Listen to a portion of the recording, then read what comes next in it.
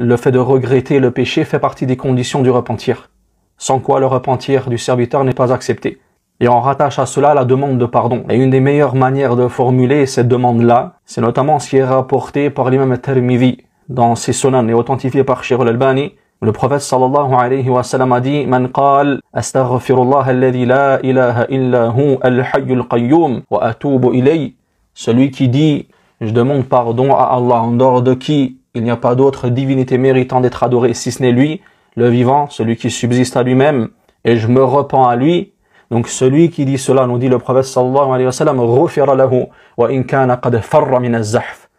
Il lui sera pardonné même s'il avait fui le front de la guerre. Et il est connu que le fait de fuir le front de la guerre fait partie des 7 péchés destructeurs.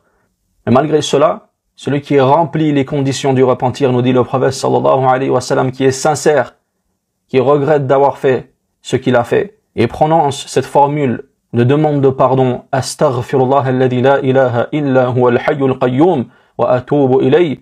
Je demande pardon à Allah en dehors de qui il n'y a pas d'autre divinité méritant d'être adorée si ce n'est lui, le vivant, celui qui subsiste à lui-même, et je me repens à lui. Allah lui pardonne, même s'il a commis cet immense péché qu'est le fait de fuir le front de la guerre.